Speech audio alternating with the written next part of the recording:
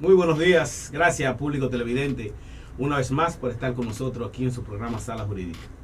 Después de este asueto de Semana Santa, esperamos que la paz del Señor, la bendición, haya reinado en cada uno de sus hogares y que haya permanecido. Como cada sábado, siempre acompañado de la bella Elsa de la Cruz, quien siempre nos distingue. Buenos días, Richard. ¿Cómo te sientes? Excelentemente bien. Qué bien, es una palabra de fortaleza, una palabra que da ánimo a seguir con este excelente programa, sobre todo porque tenemos en el día de hoy la oportunidad de poder presentar a un jurista, a un abogado, sobre todo un especialista, un notario, encargado de, básicamente, de un grupo de personas que se han especializado en una rama del derecho. Un tema muy importante, sobre todo, que tiene que ver, la palestra pública, tiene que ver con la actualización, con el procedimiento, con la importancia de lo que es el papel timbrado para los notarios. Tenemos con nosotros a esta celebridad, al doctor Pedro Rodríguez Montero. Bienvenido, doctor. Bueno, gracias Richard por haberme invitado a este programa y sobre todo me siento muy bien porque tengo a mi izquierda una notaria de verdad, una notaria. Elsa Cruz es notaria y de verdad me siento muy bien en este programa y estoy aquí a su disposición para todo lo que ustedes dispongan. Así es. Pedro, nosotros siempre que compartimos y que siempre le decimos inclusive a nuestros invitados que Bajo Techo, el canal que nos ampara, y esta es Sala Jurídica, esto es un conversatorio y la oportunidad de nosotros poder expresarle a nuestro público querido, instruirlo sobre todo lo que es materia de derecho. Y no hay otro tema que sepa más Pedro Rodríguez que los temas de derecho notarial. Por eso es el presidente del Colegio de Notarios de la República Dominicana. ¿Qué podemos decir, Pedro? Así es, podemos decir tantas cosas. Cuando ustedes estamos en este conversatorio, es bueno hacer un poco de historia de lo que ha sido la ley, cómo ha venido, porque recuerden ustedes que 10 años atrás, 20 años atrás, nadie sabía para qué servía un notario. Ustedes tenían la ley, como me dijo un juez de Dajabón, de Mau Valverde, me decía de que, pero ustedes tienen esa ley, nadie ha leído esa ley, ustedes son que están con eso ahora. O sea que la función notarial es algo que nosotros tenemos que tener claro y sobre todo una parte de la historia, es decir, desde cuándo viene. Nosotros solamente conocemos la ley 301, no conocimos la ley 770, sino que lo que nos enseñamos fue la ley 301 y a veces nadie sabía que existía una ley 301. Luego, después de la ley 301, entonces vino lo que es la ley 89-05 y esa ley debemos darle el aporte al pasado presidente Luis Rafael Vilche Marrancini, que fue el que con un grupo de notarios de nosotros luchando a la cabeza con él, dio al traste que se consiguió esa ley, y esa ley lo que permitía era la colegiatura obligatoria. Usted, para ser notario, usted tenía que estar inscrito en virtud de la ley 89-05, que esa fue una ley que había sometido el magistrado Jorge Subero, Pina Toribio, pero se quedó ahí, no le dieron seguimiento. Entonces Luis Vilche Marrancini desempolvó esa ley y trajo como consecuencia entonces que todos los notarios, que éramos notarios, teníamos que inscribirnos en el colegio porque la colegiatura era obligatorio. Yo recuerdo que eso fue un asunto extraordinario donde la gente venía y se tenía que juramentar y a veces tenía doble colegiatura porque entendía que no se juramentó, que no se inscribió. En fin, un gran revuelo. Claro, sí. Después de la ley 89-05, entonces vino la ley 140-15, que esa es la ley más debatida, esa es la ley más atacada, esa es una ley que, bueno, los empresarios, la banca, la satanizaron. Pero parece que ellos no tienen consultores jurídicos, parece que no tienen abogados que lo orienten, porque esa sí es una ley que da transparencia, esa es una ley dinámica, participativa, en donde pone las cosas en blanco y negro. Miren, por ejemplo, podríamos hablar de esa ley, de cosas fundamentales, como por ejemplo los embargos que son satanizados. Y dijimos, ¿por qué se le dio a los notarios los embargos?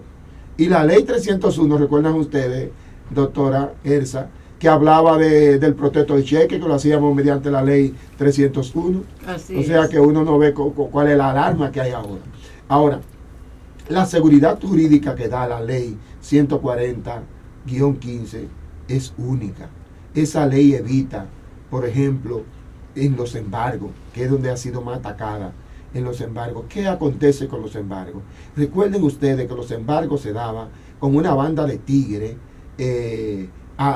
con piedra, con machete, como quiera, y cargaban las cosas como si fuera un robo o un atraco a mano armada, y con el apoyo de las propias autoridades. Entonces, con la ley 140 ya se evita eso, porque se le da esa función al notario, y el notario tiene que perder. Yo normalmente pongo el ejemplo de Puerto Plata, donde, por ejemplo, tú tenías un hotel, que yo fui ahí y dije, ¿qué es esto? Esto es tan majestuoso. Todavía, después de 5, 6 o 7 años, todavía se veía como una estructura romana con todas esas cosas. Y me dicen, no, esto era un hotel. ¿Y qué pasó? Oh, un trabajador demandó laboralmente, no esperó la sentencia y le dijo al alguacil, ¿tú eres como yo? Sí, vamos a embargar. Fueron y embargaron. Eso trajo como consecuencia que el propietario era un suizo, y el suizo se incomoda y agarra y se va y deja perder la inversión. Entonces los que estaban ahí se llevaron los baños, las sábanas, la cama, todo. Entonces, ¿qué aconteció? Perdió el Estado, porque perdió esa mano de obra, porque todos los presidentes andan buscando inversiones extranjeras, y cuando la tienen, entonces aquí no la protegen. Y la ley 140 viene precisamente a proteger la inversión criolla, la inversión extranjera. Ya usted no oye esos embargos que en las cadenas hoteleras, por ejemplo en Bávaro, en todos esos sitios turísticos. Eso era un azote con esos alguaciles embargando y haciendo cosas. Yo recuerdo que una vez un coronel, el hijo de Amable, el senador de Higüey, prácticamente por estar en esa cadena, paralizó un embargo, porque desde que yo le digo, venga acá, ¿qué es lo que ustedes hacen? Denme su carnet. Los policías agarraron y se fueron. O sea, haciendo embargos sin sentencia, diferente a nosotros los notarios, que usted me dice, vamos a hacer una actuación allí. Lo primero que nosotros decimos, bueno, el notario actúa en virtud de un título ejecutorio, y como eso es en virtud de un título ejecutorio, yo lo primero que te digo, bueno, dame la sentencia. Ahora dame la certificación de que esa sentencia adquirió la autoridad de la cosa irrevocablemente juzgada. Ahora dame la notificación que lo pusiste en mora. Y con esto que yo tengo, entonces puedo actuar. Pero fíjate que no actúo. Imagínate qué preparación tiene un alguacil para pedir esos documentos. Él va con lo que le manden. Así mismo es. Sí, y usted, Elsa, usted sabe más que yo, doctora, que nosotros a veces cuando estábamos haciendo esos embargos, teníamos que disfrazarnos y coger y estar junto con el alguacil, porque si no le hacía un disparate. Con la ley 140, lo que distraían los bienes, que eso era muy de moda. Eso es cierto. Sí. Pero con esta ley se acabó la farsa de que el alguacil instrumenta. El alguacil nunca ha instrumentado un acto. El que instrumenta el acto es el abogado.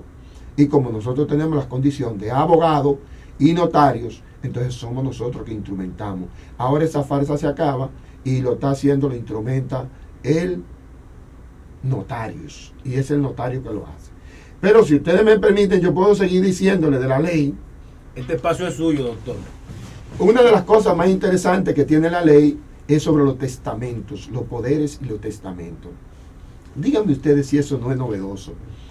Que yo pueda, por ejemplo, decir que yo esté, por ejemplo, en San Juan de la Maguana y mi padre se traslada, por ejemplo, a Santiago, a Higüey, a donde fuere, y muere, mi padre hace otra familia en ese sitio, muere mi padre, pero yo de San Juan de la Maguana puedo ir a donde falleció mi padre y preguntar dónde está la corte de apelación correspondiente, y me dicen en tal sitio. Entonces yo voy allí a la corte y digo, yo soy fulano de tal, el hijo de fulano de tal, mire este acta de función, yo quiero saber si mi padre dejó un testamento, un poder o algo.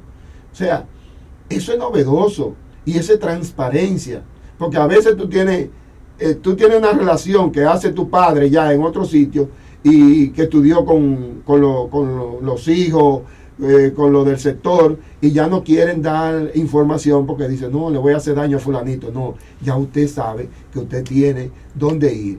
Y si usted falleció, entonces ahí mismo le dicen, el notario, ¿cuál es el notario? Y usted va con ese nombre al colegio. Sí, claro. Claro. Y usted va con ese nombre al Colegio Dominicano de Notarios, a la filial.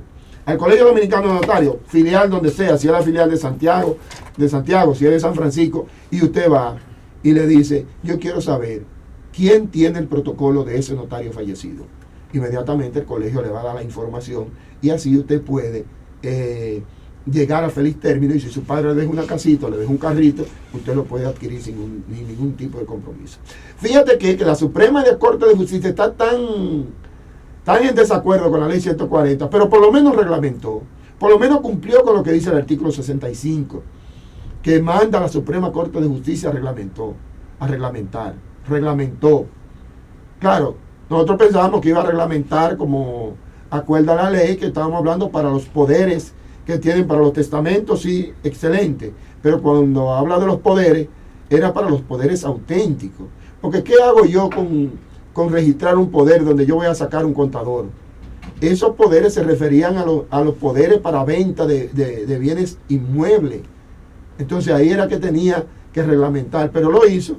Ahora nos manda a los poderes bajo firma privada, los poderes que no son auténticos, todo lo manda, y ya hay sitios que te dicen, deme la constancia de que usted lo llevó a la corte civil correspondiente. O sea, esa ley tiene eso, además de otras cosas que tiene tan interesantes, que es que, recuérdense ustedes con la 300, Elsa, tú eres muy testigo de esto, de la 301, que decía que el notario puede legalizar firmas que hayan sido puestas que hayan sido puestas ahí por ellos. Ustedes vienen donde mí y dicen, no, esas son mis firmas, legalízame ese documento. Yo tengo que legalizárselo. Ya no es así. No, ya no es así.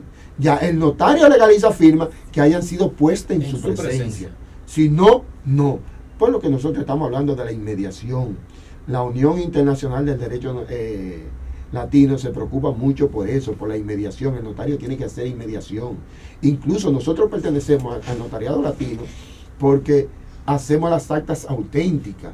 Recuerden ustedes que si nosotros no, por ejemplo, tú tienes a China y el mismo, y China y en Miami, en los notarios que son del common law, que son unos abogados, porque recuérdate que en Estados Unidos tú tienes cualquiera puede ser notario sin ser abogado, entonces se no califica. Y tú tienes esos notarios que hacen un trabajo extraordinario, y la unión, ellos duraron más de 5 o 6 años, igual que China, para pertenecer a la Unión. Entonces, ¿qué es lo que aconteció? Que para ellos pertenecer a la Unión del Notariado Latino, lo primero que tenía que saber es redactar el acta auténtica, lo que nosotros llamamos acta auténtica, y en otros países se llama escritura pública. El que no sabía hacer la escritura pública no podía pertenecer a la Unión. Nosotros a veces nos sorprendimos aquí, que todos los actos los queremos hacer mediante actos bajo firma privada.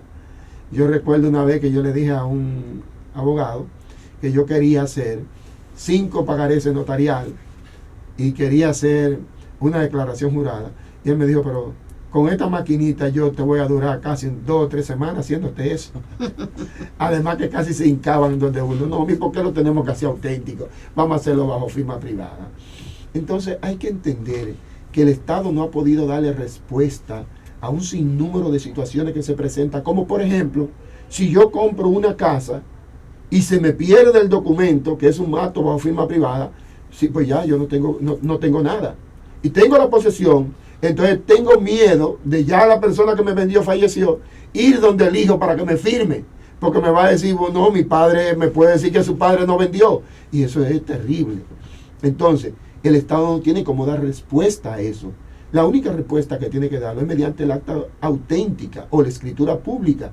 Se me perdió, pues yo voy y solicito una segunda compulsa y me la van a dar, porque recuérdense que las compulsas son lo que se ejecuta, es el título ejecutorio. Por eso es que nosotros siempre mencionamos el 545 y el 557. Son ejecutorias las primeras copias de las actas que contengan obligación de pagar suma de dinero, igual que la sentencia, si tiene que pagar suma de dinero. Entonces, el pagaré notarial, lo que es ejecutorio, es la primera copia. Correcto. Entonces, en ese sentido, la ley 140 ha sido clara, precisa, concisa. Es una de las leyes más completas. Es tan completa que en Brasil le hicieron un homenaje a la ley 140-15. Y otros países como Alemania nos dijeron, todos quisiéramos tener una ley como la tienen ustedes de la República Dominicana. Porque fue una ley hecha con consenso. Cogimos todas las leyes avanzadas de otros países y las integramos a la ley 301, que prácticamente todo lo que está en la 301 está en la 140-15, perdón. Doctor Pedro Rodríguez, interesantísimo. Nosotros tenemos que ver, porque realmente hay una posición encontrada. La Suprema Corte de Justicia ha establecido un punto dicotómico en este tema, y queremos saber qué realmente ha sido el planteamiento que ha tenido el magistrado Germán al respecto. Pero esto lo vamos a hacer luego de la pausa.